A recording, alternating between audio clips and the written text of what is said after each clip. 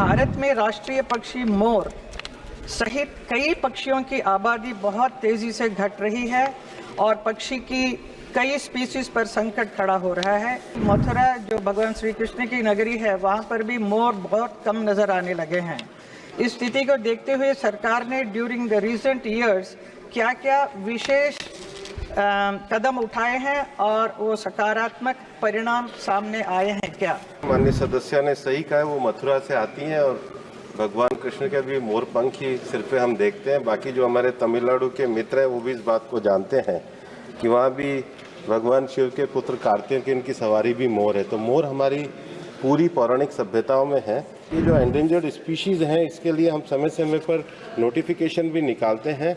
जो कई पक्षी ऐसे हैं जिनके शिकार किया जाता है और उनके कई भागों का उपयोग कई अन्य तरीके से किया जाता है, उसके लिए भी हम अपने क्राइम ब्यूरो की तरफ से एक सख्त प्रोटेक्शन के मेजर्स करते हैं। जो पक्षी एंडेंजर्ड हैं उनके ब्रीडिंग और कंजर्वेशन सेंटर हमने चलाए हैं। जैसे कि हम सब जानते हैं कि भारत बायोडाइवर्सिटी के मामले में रिच और लीडिंग कंट्री है, लेकिन ये भी सच है कि कई पशु पक्षियों पर एक्सटिंक्ट होने का खतरा मंडरा रहा है।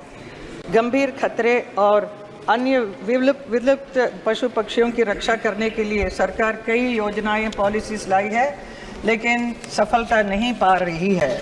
मेरा माननीय मंत्री से यही सवाल है कि भारत में राष्ट्रीय पक्षी मोर सहित कई पक्षियों की आबादी बहुत तेज़ी से घट रही है और पक्षी की कई स्पीसीज पर संकट खड़ा हो रहा है।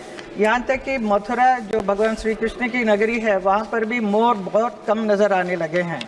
इस स्थिति को देखते हुए सरकार ने ड्यूरिंग द रिसेंट ईयर्स क्या क्या विशेष कदम उठाए हैं और वो सकारात्मक परिणाम सामने आए हैं क्या? माननीय अध्यक्ष महोदय, माननीय सदस्य ने सही कहा है, वो मथुरा से आती हैं और भगवान कृष्ण के भी मोर पंख ही सिर पे हम देखते हैं। बाकी जो हमारे तमिलनाडु के मित्र हैं वो भी इस बात को जानते हैं कि वहाँ भी भगवान शिव के पुत्र कार्तिकेय की सवारी भी मोर है। तो मोर हमारी पूरी पौराणिक सभ्यताओं में है। माननीय सदस्य ने जो कहा है कि हम एंडेंजर्ड स्पीशीज़ के लिए अलग अलग प्रोग्राम चलाते हैं और विशेष रूप से tiger conservation, lion conservation, elephant conservation, इनके लिए तो हम चलाते ही हैं। लेकिन जहाँ तक ये जो एंडेंजर्ड स्पीशीज़ हैं, इसके लिए हम समय समय पर नोटिफिकेशन भी निकालते हैं।